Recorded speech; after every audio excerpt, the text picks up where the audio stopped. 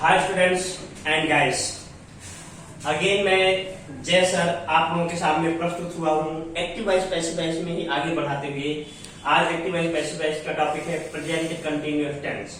चालू वर्तमान काल में एक्टिव से पैसिव कैसे बनाया जाता है। हमने पिछले 3 टेंस में देख लिया, आज चौथा टेंस है, हम इसमें आगे आज समझाते हैं। उससे पहले हम एक छोटी सी बात कर लेते हैं आप लोगों के लिए, मोटिवेशनल के लिए, कि हम सभी लोगों को जरूरत है ही एक अच्छे पढ़ाने वाले की जरूरत है। आप सभी लोगों को एक अच्छे गाइडेंस की, एक मार्गदर्शक की जरूरत है। एक दिन हमने गुरु की बात किया था। कुछ लोग ऐसे हैं कि जो हथियार रख देते हैं। हमने देखा कुछ बहुत से स्टूडेंट्स ऐसे हैं, बहुत से लोग ऐसे हैं जो हथियार रख देते हैं, नहीं अपने बस करनी है।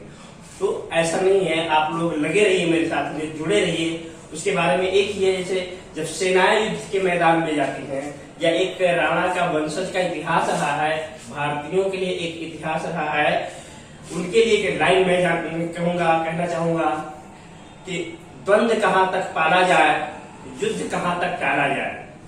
द्वंद्व कहां तक टाला जाए, युद्ध कहां तक टाला जाए, तू भी है राणा का वंशज, फेंक जहां तक भाला जाए, फेंक जहां तक भाला जाए। तो कहने का मतलब ये है, कोई चीज से हम कितनी दूर भागते रहेंगे, कब तक भागते रहेंगे। अगर आपको अंग्रेज से डर लग रहा है सही, तो उससे आप भाग नहीं सकते। कब तक भागते जाओगे? पढ़ाई में भागोगे, आगे लाइफ में आपको नौकरी के लिए जाना है, तो उससे बेटर यही है, मेरी सलाह है कि आप उससे भागिए मत, उसका सामना करिए। आप हमारे साथ अंग्रेजी सीखिए, मेरे वीडियोस को देखते रहिए, लाइक और अपडेट करते रहिए, सब्सक्राइब करते रहिए, और हम आपकी आगे बढ़ाने के लिए तत्पर हैं, तैयार हैं। इसी के साथ में हम आगे का टॉपिक आज चालू करते हैं, एक्टिव वॉइस और पैसिव वॉइस का प्रेजेंट कंटिन्यूअस टेंस, चालू वर्तमान काल। अगर हम चालू वर्तमान काल में बात करें तो मैं डेली फॉर्मूला दे रहा हूँ, सूत्र दिया है कि एक्टिव वॉइस का ऑब्जेक्ट पहले उतार दीजिए, उसके बाद इज एम आर, चालू वर्तमान काल की जो सहायक क्रिया है इज एम आर, उसके बाद में बीइंग, BEING, बीइंग उतारा जाता है, उसके बाद प्लस वर्ब 3, वर्ब का थर्ड फॉर्म है, और बाय प्लस एक्टिव वॉइस का सब्जेक्ट। अब आज हम देखेंगे फॉर्मूले में 2 चेंज आए हैं एक्टिव वॉइस पैसिव में। एक तो ये जो हेल्पिंग वर्ब है, सहायक क्रिया इज एम आर आई हुई है, जो सिंपल प्रेजेंट में भी आती है। खास चेंज इसमें ये है, कंटिन्यूअस में आईएनजी का क्रिया के लाभ में लगता है, उसी यहाँ पे बीइंग जोड़ दिया जाता है, BEING। तो हम इसको देखेंगे एफर्मेटिव, हकारात्मक वाक्य में एक्टिव वॉइस बताया गया है। जैसे पहला वाक्य है I am eating mangoes with my friends. इसका मतलब होता है एक्टिव वॉइस में मैं अपने मित्रों के साथ में आम खा रहा हूँ। अब एक्टिव से पैसिव में बदलने के लिए जो मैंने फॉर्मूला बताया है, एक तो फॉर्मूला है कि आपने फॉर्मूला याद होना ही चाहिए, और बहुत आसान फॉर्मूला है, कुछ कठिन फॉर्मूला नहीं है। अब दूसरी बात, एक्टिव से पैसिव करने के लिए जो कंडीशन है, जो शर्त है, वो आपको कर्ता, क्रिया, कर्म, यानी सब्जेक्ट, वर्ब और ऑब्जेक्ट, ये तीनों को आप एक्स्ट्रा वर्ड को ब्रेक डाउन करना जरूरी है, अलग अलग तोड़ देना जरूरी है। और जब आप तोड़ देंगे तो आपके लिए फॉर्मूले के हिसाब से पैसिव करना आसान हो जाएगा। तो देखते हैं कैसे अलग अलग होता है। आई सब्जेक्ट है, एम हेल्पिंग वर्ब है, ईटिंग ये मेन वर्ब है, मैंगोज ऑब्जेक्ट है, with my friends extra verb. अब हमने इसको देखो फॉर्मूले के हिसाब से देखें, एक्टिव वॉइस का ऑब्जेक्ट, एक्टिव वॉइस का ऑब्जेक्ट मैंगोज है, तो इसलिए हमने यहाँ पे मैंगोज पहले लिख दिया है।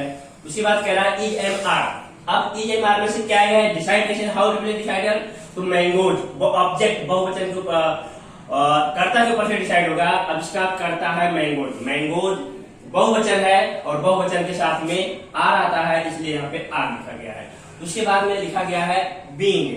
अब देखिए यहाँ पे ईटिंग लिखा है, ईटिंग में क्या होता है, ईट EAT ओरिजिनल फॉर्म है, ईट में ING जोड़ दिया गया है, तो इसलिए जब हम इसको करते हैं पैसिव वॉइस में, तो यहाँ पे ING निकाल दिया जाता है, उसके यहाँ बीइंग लिख दिया जाता है। तो मैंगोज आर बीइंग, और वर्ब का थर्ड, हमेशा पैसिव वॉइस में किसी भी काल में हो वर्ब का थर्ड फॉर्म ही आता है। तो यहाँ पे ईट का थर्ड फॉर्म हो जाता है ईट, एक, ईटन, तो इसलिए यहाँ पे ईटन हो गया। और एक्स्ट्रा वर्ड उतार दिया विद माई फ्रेंड्स, और आई का बाइंग हो जाता है। इस तरह से एफर्मेटिव हकारात्मक वाक्य क्लियर हो जाता है। आगे बढ़ते हैं हम नेगेटिव नकारात्मक वाक्य में। एक्टिव लिखा है they are not watching movie in the theatre, वह सभी थिएटर में मूवी नहीं देख रहे हैं। अब इसको भी हम ब्रेक डाउन करते हैं कर्ता क्रियाकर्म में। सब्जेक्ट, ये हेल्पिंग वर्ब, ये नेगेटिव वर्ड, ये मेन वर्ब, और ये ऑब्जेक्ट, और ये एक्स्ट्रा वर्ब। अब देखते हैं हम पैसिव वॉइस में कैसे है। नियम के हिसाब से एक्टिव वॉइस का ऑब्जेक्ट मूवी है, तो इसलिए यहाँ पे मूवी पहले उतार दिया। उसके बाद में इज क्यों आया, क्योंकि इज एमआर से मूवी एक वचन है, इसके लिए इसके साथ में इज जोड़ दिया गया, लगा दिया गया है। इसके बाद में नेगेटिव वर्ड नॉट है, इसलिए यहाँ पे नॉट लिख दिया। इसके बाद नियम के हिसाब से बीइंग हमने उतार दिया। उसके बाद कह रहा है वर्ब का थर्ड फॉर्म वॉच का तीसरा फॉर्म वॉच ने वॉच, इसलिए यहाँ पे वर्ब की तीसरी क्रिया आ गई। और extra words in the theatre उतार दिया हमने, और यहाँ पे दे का बाय देम हो जाता है। इस तरह से नेगेटिव एक्टिव से पैसिव क्लियर हो जाता है। आगे बात करते हैं हेल्पिंग वर्ब की। हेल्पिंग वर्ब से जो प्रश्न बनता है, are they helping people during corona time. प्रश्नार्थक है। इसका मतलब ये है कि क्या कोरोना टाइम में वह लोगों की मदद कर रहे हैं। अब हम इसको पैसे में ले जाएंगे। इसकी सहायक क्रिया आर है ही, और यहाँ पैसे में भी सहायक क्रिया इज एम आर है, तो हमने आर यहाँ पे पहले लिखा है। अब आर क्यों लिखा है, ये कैसे डिसाइड हुआ है, क्योंकि इसमें भी पहले कर्ता क्रियाकर्म अलग अलग है। पहले हम कर्ता क्रियाकर्म अलग कर देते हैं। जैसे आर है, ये हेल्पिंग वर्ब है, they subject, helping main verb, people object, during corona time extra verb.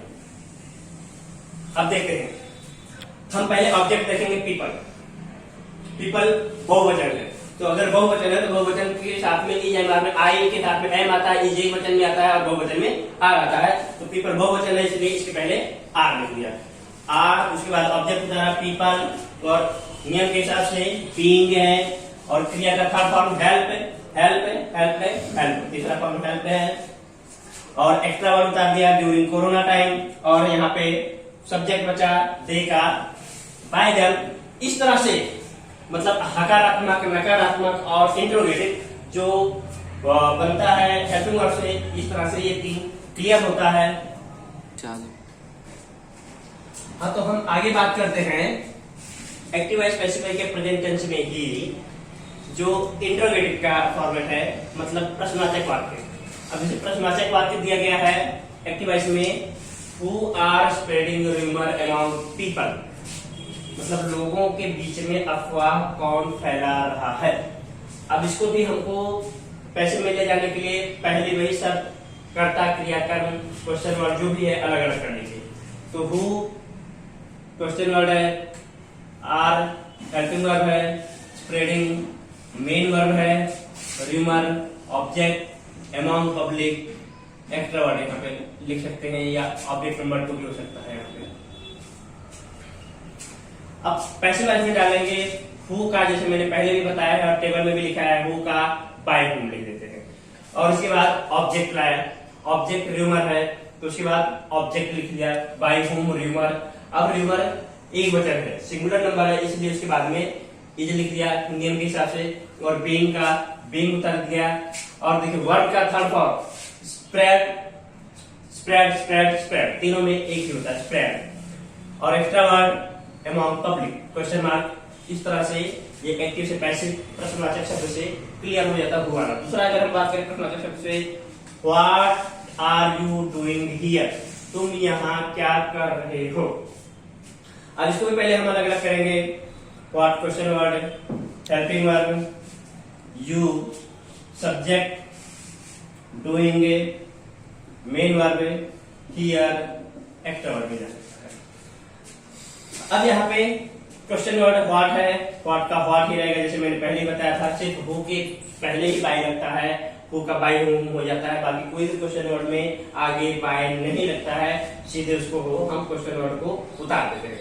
उसके बाद क्रिया को डिसाइड करेंगे, इज एम आर में से आएगा क्या। अब सवाल ये होता है, यहाँ पे आर था तो यहाँ पे इज क्यों नहीं दिया। यहाँ पे देखिए कर्म नहीं है जिसके ऊपर से डिसाइड कर सके, लेकिन जब यहाँ पे नहीं तो हमको अनसर्टेन है, तो यहाँ पे क्या आप क्या काम कर रहे हो, तो यहाँ पे काम जो वर्क है, मतलब एक जो दिखाई नहीं दे रहा है वो इज है, मतलब एक वचन है, इसलिए हमने यहाँ पे इज लिख दिया। व्हाट इज और बीइंग, वर्ब बीइंग का बीइंग आ गया, और डू मतलब करना, डूइंग का तो do did done, third form done होता है। तो what is being done, extra word here, और यू का बाय यू, मतलब what is being done here bye you, इस तरह से होता है। फाइनल लास्ट बात करते हैं, फॉर्मेटिव में दूसरा लिखा है जो मैंने पहले भी टेबल में समझाया था। कुछ क्रियाएं, कुछ ऐसे सब्जेक्ट होते हैं जो अनसर्टेन होते हैं, जो कौन काम करने वाला है पता नहीं चलता, तो उनका बाय नहीं लिखा जाता है। ऐसे वाक्य है, people are speaking English all over the world, लोग पूरी दुनिया में अंग्रेजी बोल रहे हैं। तो यहाँ पे देखेंगे हम अलग अलग करेंगे। पीपल सब्जेक्ट है, आर हेल्पिंग वर्ब है, स्पीकिंग मेन वर्ब है, इंग्लिश ऑब्जेक्ट है, all over the world extra word है। अब हम इसको कैसे में चेंज करेंगे, तो ऑब्जेक्ट पहले उतार देंगे, इंग्लिश को पहले उतार दिया हमने, आ गया। उसके बाद में करता ये हेल्पिंग वर्ब इज हमारा इंग्लिश सिंगुलर नंबर 1 वचन है, इसलिए उसके बाद में इज लिख दिया, और उसके बाद बीइंग उतार दिया नियम के हिसाब से, और स्पीक का थर्ड फॉर्म होता है स्पीक, स्पोक, स्पोकन, तो यहाँ पे स्पोकन हम लिख दिया। तो इंग्लिश इज बीइंग स्पोकन और extra word all over the world. यहाँ पे देखिए बाजू में पीछे बाय द पीपल नहीं लिखा गया है, इसलिए नहीं लिखा गया है क्योंकि पूरी दुनिया में अंग्रेजी बोली जाती है, ये बात सत्य है, लोग बोलते हैं, लेकिन ये नहीं सत्य है कि कौन बोलता है। लोग हिंदी बोलते हैं, गुजराती बोलते हैं, फ्रांस है, जर्मनी है, दुनिया में बहुत ढेर सारी भाषाएं बोली जाती है। तो देयर इज नो सर्टेनिटी, यहाँ पे कोई निश्चितता नहीं कि अंग्रेजी बोलने वाला कौन है। जब ऐसी परिस्थिति क्रिएट होती है तो वहां पे बाय नहीं लिखा जाता है। और मेरे ख्याल से आज का ये प्रेजेंट कंटिन्यूअस टेंस का चालू वर्तमान काल में एक्टिव से पैसिव कैसे बनाया जाता है आप लोगों को बहुत अच्छी तरह से क्लियर हो गया होगा। आप लोगों को कमेंट का इंतजार है। और फाइनल में फिर से एक बार कहूंगा कि आप लोग प्लीज वीडियो को देखिए, उसके साथ में लाइक और सब्सक्राइब करना नहीं भूले, जिससे मेरे के आपको वीडियो रेगुलर अपडेट मिलते रहे, आप हमारे साथ में बढ़ते रहे, हम आपकी सेवा करते रहे। और आज के लिए इतना है, थैंक यू सो मच।